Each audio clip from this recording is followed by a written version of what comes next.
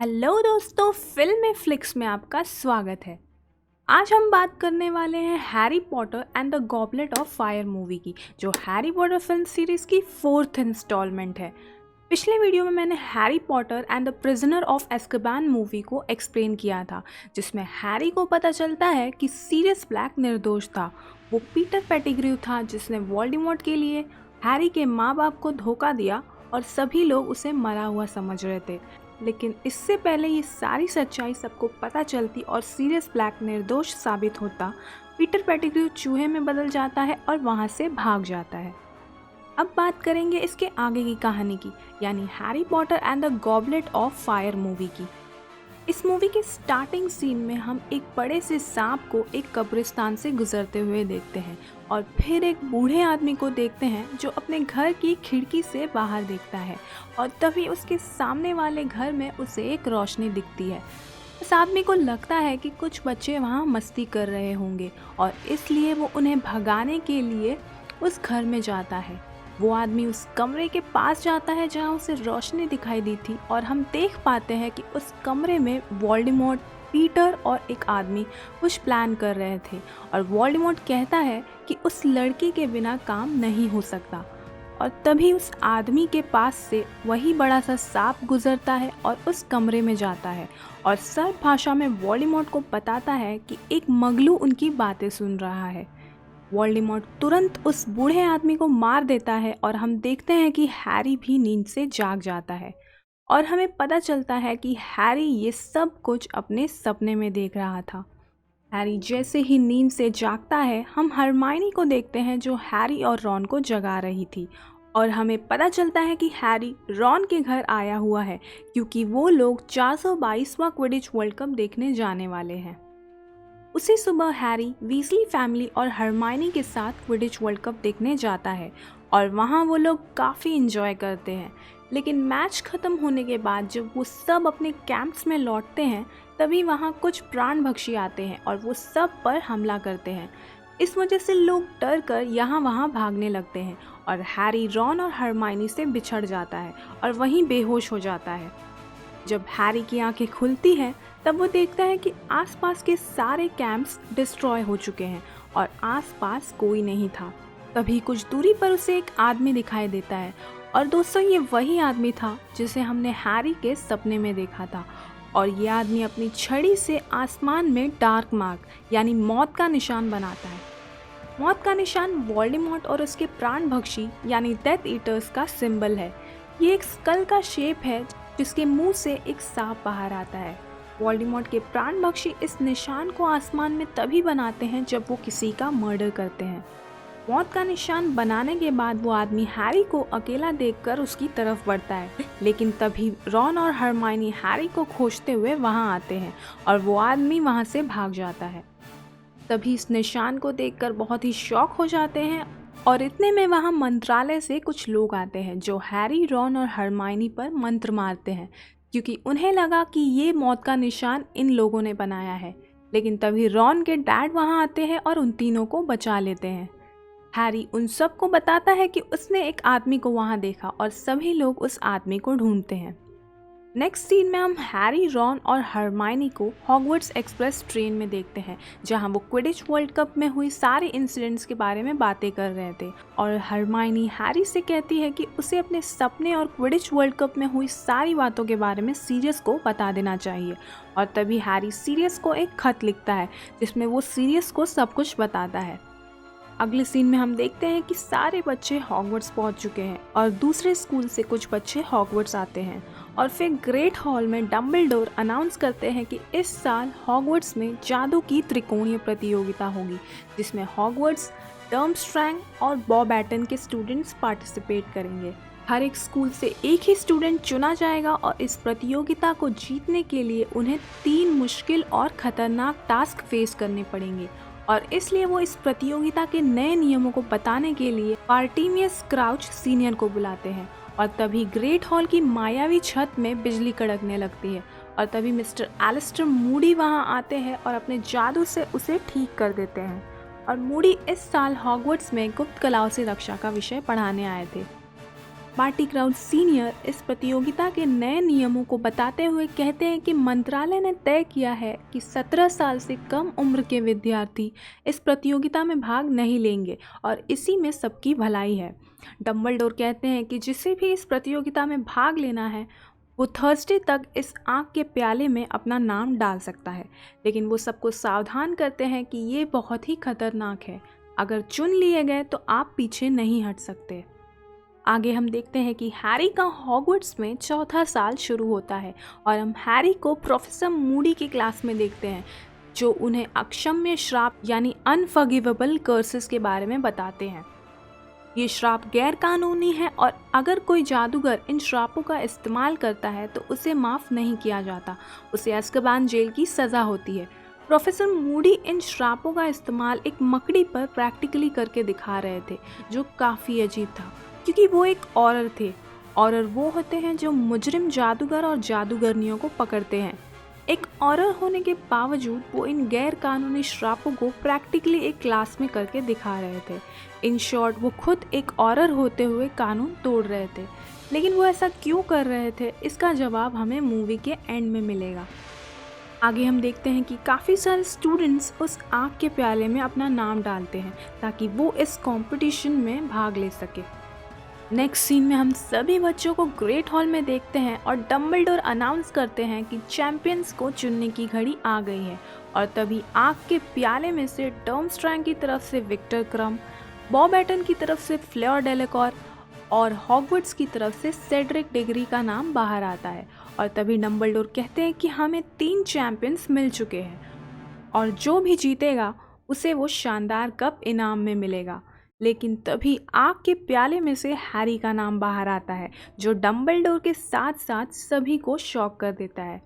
Harry भी इस बात से शॉक हो जाता है क्योंकि उसने तो अपना नाम उस आग के प्याले में डाला ही नहीं था। फिर बॉब एटन स्कूल की हेड मिस्ट्रेस ओलिम्पे और डर्मस्ट्रैंग के हेड मास्टर इगोर कार्करॉफ डंबलडोर को कन्फ्रंट करते हैं और कहते हैं कि ये धोखा है क्योंकि एक स्कूल से 2 चैंपियंस कैसे चुना जा सकता है और हैरी सिर्फ 14 साल का था जो इस कंपटीशन के नियमों के खिलाफ था। डंबलडोर हैरी से पूछते हैं कि कहीं तुमने तो आग के प्याले में अपना नाम नहीं डाला, जिस पर हैरी का कहना था कि उसने ऐसा नहीं किया। बाकी सब हैरी को झूठा ठहराते हैं, लेकिन मैडम मूडी कहते हैं कि आग का प्याला बहुत ही शक्तिशाली है, उसे सिर्फ भ्रमितम श्राप ही धोखा दे सकता है जो एक चौथे साल में पढ़ रहे किसी भी लड़के के बस की बात नहीं है। डंबलडोर इस बात से अग्री करते हैं और फिर बार्टी क्राउच सीनियर कहते हैं कि आग के प्याले ने उसे चुन लिया है और अब वो पीछे नहीं हट सकता। आगे हम हैरी को अपनी डॉर्मिट्री में देखते हैं जहां हैरी रॉन को बताता है कि उसने अपना नाम उस आग के प्याले में नहीं डाला। रॉन हैरी पर यकीन नहीं करता है और उसे झूठा कहता है। अगली सुबह दैनिक जादूगर की रिपोर्टर रीटा स्कीटर चारों चैंपियंस का इंटरव्यू लेने आती है और वो सबसे पहले हैरी का इंटरव्यू लेती है और वो हैरी के बारे में काफ़ी कुछ बढ़ा चढ़ा कर लिखती है। आगे हम देखते हैं कि हैरी को सीरियस का खत मिलता है जिसमें सीरियस हैरी को गरुड़ द्वार कॉमन रूम में अकेले मिलने को कहता है और फिर रात में हैरी गरुड़ द्वार कॉमन रूम आता है और सीरियस का वेट करता है। तभी उसे कॉमन रूम के फायर प्लेस में सीरियस दिखाई देता है। सीरियस हैरी से पूछता है कि क्या आग के प्याले में तुमने अपना नाम डाला था, जिस पर हैरी कहता है कि उसने ऐसा नहीं किया। फिर सीरियस हैरी से पूछता है कि सपने में वर्मटेल और वोल्डेमॉर्ट के अलावा वो तीसरा आदमी कौन था, जिस पर हैरी का कहना था कि उसे नहीं पता। हैरी बताता है कि वोल्डेमॉर्ट ने उस आदमी को उसे पकड़ने की जिम्मेदारी दी थी। सीरियस हैरी से कहते हैं कि प्राण पक्षियों का वर्ल्ड कप में आना और तुम्हारा नाम उस प्याले से निकलना महज एक इत्तेफाक नहीं हो सकता। वो कहते हैं कि हॉगवर्ट्स अब सुरक्षित नहीं है, शैतान अंदर ही छिपे हुए हैं। इगोर कार्करॉफ पहले एक प्राण पक्षी था और बार्टी क्राउच सीनियर ने तो अपने ही बेटे को अज़्काबान भेज दिया। सीरियस हैरी को सावधान रहने के लिए कहते हैं और अपने दोस्तों के साथ ही रहने को कहते हैं। अगले सीन में हम हैरी को नेविल के साथ देखते हैं। तभी वहाँ हरमाइनी, रॉन और जिनी बातें करते हुए आते हैं और हरमाइनी रॉन के कहने पर हैरी से कहती है कि हैग्रिड उसे खोज रहा है, क्योंकि रॉन चाहता था कि हैरी हैग्रिड से जाकर मिले, लेकिन वो हैरी से बात नहीं कर रहा था, इसलिए वो हरमाइनी से ये बात हैरी से कहने को कहता है। फिर हैरी हैग्रिड से मिलने जाता है और हैग्रिड उसे अंधेरे जंगल में ले जाता है जहाँ वो उसे कुछ ड्रैगन्स दिखाता है। हैग्रिड हैरी को बताता है कि पहले टास्क में चैंपियंस को इन ड्रैगन से लड़ना होगा और इन ड्रैगन्स को रोमानिया से यहाँ लाने में मदद रॉन के भाई चार्ली वीजली ने की है। और तभी हमें समझ आता है कि रॉन क्यों चाहता था कि हैरी हैग्रिड से जाकर मिले। रॉन इन ड्रैगन्स के बारे में जानता था और वो इस बारे में हैरी को बताना चाहता था, लेकिन वो हैरी से नाराज़ था और इसलिए वो हैरी को हैग्रिड से मिलने को कहता है। हैरी ये तो समझ जाता है कि रॉन इन ड्रैगन्स के बारे में जानता था, लेकिन हैरी को लगता है कि रॉन को इन ड्रैगन्स के बारे में पता था, फिर भी उसने उसे नहीं बताया। नेक्स्ट सीन में हम देखते हैं कि हॉगवर्ट्स के सारे स्टूडेंट्स ने एक बैच पहना था जिससे वो हैरी का मजाक उड़ाते हैं और हैरी सेड्रिक के पास जाता है और उसे ड्रैगन्स के बारे में बताता है। जब हैरी सेड्रिक को ये बात बताता है तभी हम मूडी को हैरी पर नज़र रखते हुए देखते हैं। फिर मूडी हैरी को लेकर अपने ऑफिस में जाते हैं जहां वो हैरी से पूछते हैं कि वो ड्रैगन से कैसे निपटेगा, जिस पर हैरी कहता है कि वो झाड़ू की सवारी कर सकता है लेकिन झाड़ू ले जाना अलाउड नहीं है। प्रोफेसर मूडी हैरी से कहते हैं कि अगर झाड़ू ले जाना अलाउड नहीं है तो फिर छड़ी का जादू दिखाओ। और फिर फर्स्ट टास्क शुरू होता है। इस टास्क में सभी चैंपियंस को एक ड्रैगन की नज़र से बचकर उसका सुनहरा अंडा चुराना था, जिसके अंदर नेक्स्ट चैलेंज का क्लू है। सभी चैंपियन एक एक करके उस सुनहरे अंडे को रिट्रीव कर लेते हैं और फिर हैरी की बारी आती है। हैरी अपने जादुई छड़ी से अपने जादुई झाड़ू को बुलाता है और फिर हैरी उस झाड़ू पर उड़ते हुए उस ड्रैगन से बचाकर सुनहरा अंडा रिट्रीव कर लेता है और फाइनली फर्स्ट टास्क जीत जाता है। हैरी के फर्स्ट टास्क कंप्लीट होने पर गरुड़ द्वार कॉमन रूम में सभी गरुड़ द्वार के बच्चे हैरी को कॉन्ग्रेचुलेट करते हैं और सेलिब्रेट करते हैं। तभी हैरी उस सुनहरे अंडे को खोलता है और उसमें से एक अजीब सी आवाज़ आती है जिसकी वजह से सबके कानों में दर्द होने लगता है। तभी वहाँ रॉन आता है और वो हैरी से माफ़ी मांगता है और फिर हैरी रॉन को माफ़ कर देता है। अगले दिन प्रोफेसर मैगोनागल बताती है कि क्रिसमस के दिन यूल बॉल है जो एक डांस इवेंट है और हर एक स्टूडेंट को अपने साथ एक पार्टनर ले जाना होगा। हैरी इस यूल बॉल के लिए जो को अपने साथ जाने को पूछता है, लेकिन जो सेड्रिक को ऑलरेडी हाँ कर चुकी थी। फिर हैरी और रॉन पार्वती और पद्मा पाटिल के साथ यूल बॉल जाते हैं और हरमाइनी विक्टर के साथ जाती है, जिसकी वजह से रॉन काफ़ी जेलस फील करता है। और उसी रात हैरी को बिल्कुल वही सपना आता है जो उसने गर्मियों की छुट्टियों में देखा था जब वो रॉन के घर था। उस सपने में वोल्डेमॉर्ट उस आदमी के हाथ में मौत का निशान देख रहा था और हैरी तभी उठ जाता है जब वोल्डेमॉर्ट उस बूढ़े आदमी को मार देता है। अगली सुबह हरमाइनी हैरी को अंडे का सुराग ढूंढने को कहती है, जहां सेड्रिक आता है और वो हैरी को वो अंडा प्रीफेक्ट्स बाथरूम में ले जाने को कहता है। हैरी उस प्रीफेक्ट्स बाथरूम में जाता है जहां उसे मायूस मीना मिलती है जो उसे बताती है कि सेड्रिक ने उस अंडे को पानी के अंदर खोला था। हैरी पानी के अंदर उस अंडे को खोलता है और फिर उस अंडे में से एक आवाज़ आती है जिसे हैरी क्लियरली समझ पाता है और उसे समझ आता है कि दूसरे टास्क में उसे काली झील में वो खोजना होगा जो उसके लिए काफ़ी कीमती है और इसके लिए उसे सिर्फ 1 घंटा मिलेगा।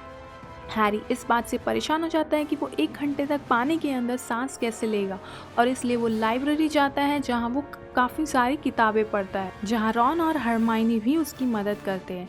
लेकिन तभी प्रोफेसर मूडी वहाँ आते हैं और रॉन और हरमाइनी को वहाँ से ले जाते हैं क्योंकि प्रोफेसर मैगोनागल उन दोनों को बुलाती है। वहाँ से जाते वक्त प्रोफेसर मूडी नेविल को किताबें रखने में हैरी की मदद करने को कहते हैं और हैरी नेविल से पूछता है कि क्या कोई ऐसा पौधा है जिससे 1 घंटे तक पानी में सांस लिया जा सके। और तभी नेविल हैरी को गिलफर्ड पौधे के बारे में बताता है। अगली सुबह नेविल हैरी को गिलफर्ड पौधा देता है और सभी लोग काली झील के सेंटर में जाते हैं जहां सेकेंड टास्क शुरू होता है। इस टास्क में सभी चैंपियंस को 1 घंटे के अंदर अपनी खास चीज़ ढूंढनी थी जो झील के नीचे छुपा दी गई है।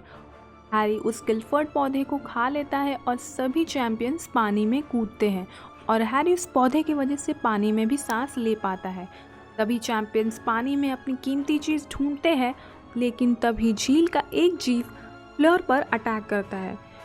झील में ढूंढते ढूंढते हैरी एक जगह पर पहुंचता है जहां रॉन, हरमाइनी, जो और फ्लोर की बहन गैब्रिएल थी और उसे समझ आता है कि वो कीमती चीज़ असल में वो 4 लोग हैं और हर एक चैंपियंस को अपने दोस्त को बचाना है।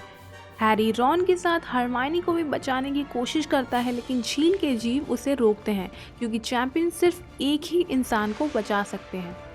लेकिन तभी वहाँ सेड्रिक आता है जो चो को बचा लेता है फिर क्रम वहाँ आता है और वो हरमाइनी को बचा लेता है और हैरी आसपास देखता है लेकिन फ्लोर उसे नहीं दिखाई देती है। फिर वो रॉन और गैब्रियल दोनों को बचाने की कोशिश करता है लेकिन झील के जीव हैरी को नहीं जाने देते क्योंकि वो 2 इंसानों को बचा रहा था। झील के जीव हैरी को पानी के अंदर खींचते हैं और हैरी फुल फोर्स से रॉन और गैब्रियल को पानी के ऊपर भेज देता है और फिर हैरी अपनी जादुई छड़ी की मदद से पानी से बाहर आता है। डम्बलडोर सेड्रिक डिग्री को सेकेंड टास्क का विनर अनाउंस करते हैं और क्योंकि हैरी पहले पहुंच सकता था अगर उसने सिर्फ रॉन की जान बचाई होती, लेकिन उसने 2 लोगों की जान बचाने की कोशिश की, इसलिए लास्ट आने के बावजूद हैरी को सेकेंड प्लेस पर रखा जाता है। टास्क के बाद हैरी बार्टी क्राउच सीनियर से मिलता है जो उसे कॉन्ग्रेचुलेट करते हैं। तभी वहाँ मूडी आते हैं जो क्राउच से कहते हैं कि कहीं तुम हैरी को गर्मियों की छुट्टियों में मंत्रालय में काम करने का लालच तो नहीं दे रहे हो। ऐसा कहते ही वो अपनी जीभ हिलाते हैं और ये देखते ही क्राउच मूडी की तरफ बढ़ते हैं और उसे शॉकिंगली देखते हैं। और फिर हैग्रिड, रॉन और हरमाइनी के साथ जब हैरी अंधेरे जंगल में घूमता है तभी उसे बार्टी क्राउच सीनियर की बॉडी मिलती है और फिर वो डम्बलडोर के ऑफिस आता है जहां डम्बलडोर जादू मंत्री कॉर्नेलियस फज से इस प्रतियोगिता को रद्द करने को कहते हैं, लेकिन जादू मंत्री इस बात के लिए नहीं मानते। तभी उन्हें हैरी की मौजूदगी का अंदाज़ा हो जाता है और फिर डम्बलडोर जादू मंत्री को बाहर छोड़ने जाते हैं और वो हैरी को ऑफिस में ही वेट करने को कहते हैं। तभी हैरी को वहाँ एक स्मृति पांत्र दिखता है। हैरी उस स्मृति पांत्र में देखता है और तभी वो उसके अंदर गिर जाता है और वो एक कोर्ट रूम में पहुँच जाता है जहाँ उसे पता चलता है कि टर्मस्ट्रैंग के हेडमास्टर ईगोर कार्करॉफ एक प्राणभक्षी था और हैरी उसी के ट्रायल में था। वो काफ़ी सारे प्राणभक्षी का नाम लेता है और फिर वो कहता है कि स्नेप भी एक प्राणभक्षी है, लेकिन डम्बलडोर स्नेप की तरफ से कहते हैं कि स्नेप एक प्राणभक्षी था, लेकिन वोल्डेमॉर्ट के जाने से पहले ही वो उसके खिलाफ एक जासूस बन चुका था। ईगोर कार्करॉफ कहता है कि ये झूठ है। तभी वहाँ मौजूद बार्टी क्राउच सीनियर कार्करॉफ से कहते हैं कि अगर तुम कोई और नाम नहीं दे सकते तो तुम्हें अज़्काबान भेजा जाता है। और तभी कार्करॉफ कहता है कि उसके पास एक और प्राणभक्षी का नाम है और वो बार्टी क्राउच जूनियर है जो बार्टी क्राउच सीनियर का बेटा था। तभी बार्टी क्राउच जूनियर को गिरफ्तार कर लिया जाता है और तभी हम उसे भी वैसे ही अपनी जीभ हिलाते हुए देखते हैं जैसे मूडी ने हिलाई थी जब वो बार्टी क्राउच सीनियर से बात कर रहे थे। हैरी उस स्मृति पांत्र से बाहर आता है और डम्बलडोर हैरी को स्मृति पांत्र के बारे में बताते हैं और कहते हैं कि वो एक याद में था। ये उस दिन की यादें थीं जब ईगोर कार्करॉफ का ट्रायल चल रहा था। और तभी हैरी डम्बलडोर को अपने सपने के बारे में बताता है और कहता है कि उस सपने में वोल्डेमॉर्ट और वोल्डेमॉर्ट के अलावा वो तीसरा आदमी बार्टी क्राउच जूनियर था और उसे हमेशा यही सपना आता है। हालांकि डम्बलडोर इस बात से शॉक हो जाते हैं, लेकिन वो हैरी से कहते हैं कि वो इन सपनों के बारे में ज़्यादा ना सोचे। अपनी डॉर्मिट्री में लौटते वक्त हैरी कार्करॉफ के हाथ में वो मौत का निशान देखता है जब वो स्नेप को वो निशान दिखाते हुए कहते हैं कि इसका मतलब तुम भी जानते हो और मैं भी। हैरी को देखते ही कार्करॉफ वहाँ से चला जाता है और फिर स्नेप हैरी पर इल्ज़ाम लगाते हैं कि वो उनके स्टोर से रूपांतरण काढ़े का सामान चुरा रहा है और उसे धमकाते हुए कहते हैं कि अगर उसने और कुछ चुराया तो वो उस पर सत्य प्रतीत काढ़े का इस्तेमाल करेंगे। हैरी उनसे कहता है कि उसने कुछ नहीं चुराया, लेकिन स्नेप उस पर यकीन नहीं करते हैं। आगे हम देखते हैं कि तीसरा टास्क शुरू होता है। तीसरे टास्क में डम्बलडोर अनाउंस करते हैं कि प्रोफेसर मूडी ने ट्राइविजिट कप को इस भूल भुलैया में छिपा दिया है और चैंपियंस को वही कप उस भूल भुलैया में ढूंढना होगा। जो भी उस कप को पहले टच करेगा वो इस प्रतियोगिता का विजेता होगा। भूल भुलैया के अंदर जाते ही क्रम फ्लोर को जादू से स्टन कर देता है और फिर वो सेड्रिक को भी स्टन करने की कोशिश करता है, लेकिन उसी वक्त सेड्रिक क्रम को निरस्त कर देता है और उस पर अटैक करता है। लेकिन हैरी वहां पहुंच जाता है और वो सेड्रिक को रोकता है और कहता है कि क्रम पर किसी ने जादू किया है। और फिर दोनों की नज़र उस कप पर पड़ती है और दोनों कप की तरफ दौड़ते हैं, लेकिन भूल भुलैया की दीवारों से निकलती हुई जड़ें सेड्रिक को पकड़ लेती है और उसे रोकते हैं, लेकिन हैरी सेड्रिक को बचा लेता है। फिर उस भूल भुलैया में तूफानी हवा चलती है और दोनों कप की तरफ भागते हैं। कप के पास पहुंचने पर सेड्रिक हैरी से कहता है कि तुम उस कप को ले लो, क्योंकि हैरी ने उसकी जान बचाई थी। लेकिन हैरी इंसिस्ट करता है कि वो दोनों उस कप को साथ में पकड़ेंगे और फिर हैरी और सेड्रिक दोनों उस कप को साथ में छूते हैं और वो सीधे लिटिल हैंगल्टन के कब्रिस्तान में पहुंच जाते हैं। जहाँ हैरी को याद आता है कि वो सपने में इस जगह पर आ चुका है। और तभी हैरी सेड्रिक से कहता है कि हमें अभी कब के पास वापस जाना होगा। सेड्रिक हैरी से पूछता है कि तुम कहना क्या चाहते हो, और तभी वर्मटेल वोल्डेमॉर्ट को लेकर वहां आता है और वहीं एक पॉट के नीचे अपने आप आग जलने लगती है। हैरी के निशान में जोर से दर्द होने लगता है और वो सेड्रिक को बार बार कब के पास वापस जाने को कहता है। तभी वर्मटेल वोल्डेमॉर्ट की छड़ी से सेड्रिक को मार देता है और सेड्रिक को मारने के बाद वर्मटेल हैरी को वहीं पर एक स्टैचू पर लटका देता है।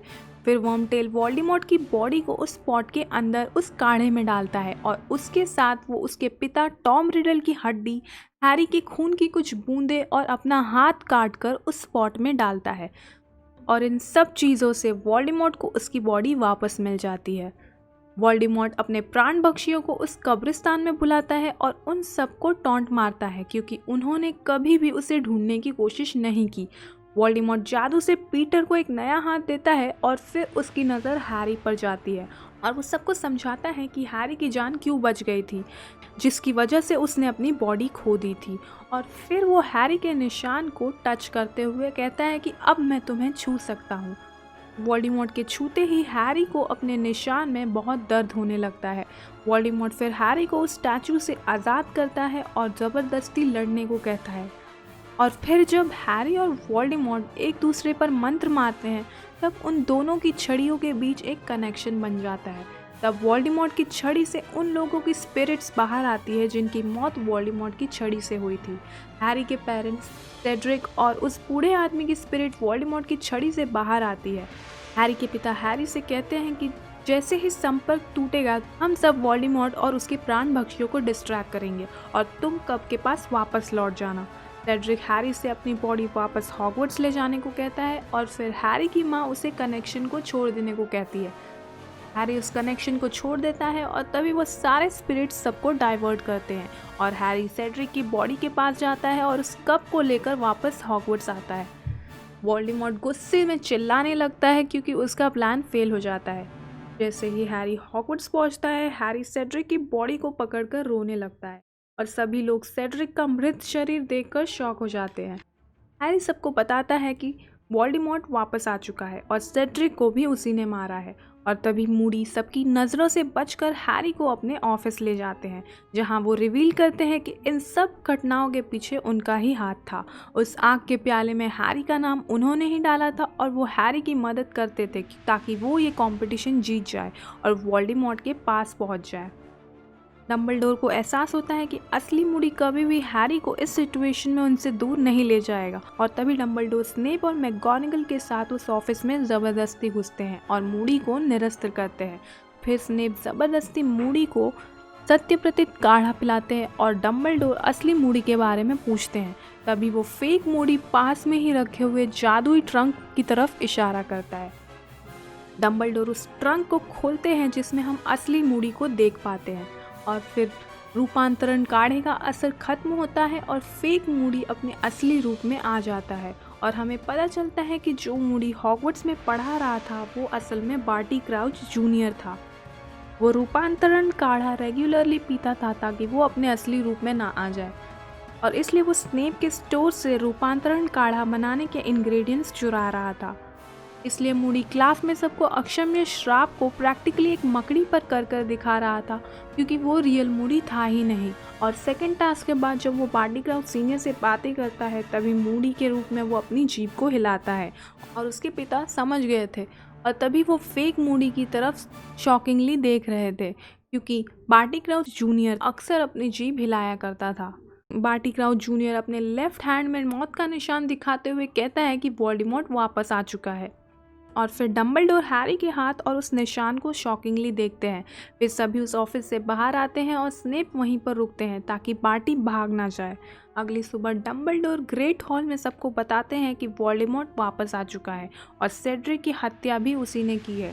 डंबलडोर कहते हैं कि मंत्रालय नहीं चाहता कि मैं ये बात आप सबको बताऊं, लेकिन सबको सच्चाई पता होनी चाहिए। फिर हम डंबलडोर को हैरी की डॉर्मेट्री में देखते हैं जहाँ वो हैरी से माफ़ी मांगते हैं और कहते हैं कि इस साल मैंने तुम्हें बहुत ही बड़े खतरे में डाल दिया था। हैरी बताता है कि उस कब्रिस्तान में जब उसकी और वोल्डेमॉर्ट की शक्तियाँ आपस में टकराई थी तब उसने अपने माँ बाप को देखा था। डम्बलडोर इस पर कहते हैं कि कोई भी मंत्र मरे हुए को जिंदा नहीं कर सकता हैरी। मुश्किलों से भरा वक्त आने वाला है और हमारे पास 2 रास्ते होंगे, एक सही और दूसरा आसान रास्ता। मगर याद रखना कि तुम अकेले नहीं हो, हम सब तुम्हारे साथ हैं। फिर हम देखते हैं कि बॉब एटन और डर्मस्ट्रैंग के स्टूडेंट्स हॉगवर्ट्स से विदा लेते हैं और हरमाइनी हैरी और रॉन से कहती है कि अब सब कुछ पहले जैसा नहीं रहेगा। हरमाइनी हैरी और रॉन से छुट्टियों में चिट्ठी लिखने को कहती है और मूवी यहीं पर ख़त्म हो जाती है। तो ये थी इस मूवी की कहानी। थैंक यू दोस्तों इस वीडियो को एंड तक देखने के लिए। अगर आपको ये वीडियो पसंद आई तो इस वीडियो को लाइक कर देना, शेयर कर देना और इस चैनल को सब्सक्राइब कर देना और बेल आइकन प्रेस करना मत भूलना ताकि आपको इस चैनल से जुड़े हर अपडेट्स की नोटिफिकेशन मिलती रहे।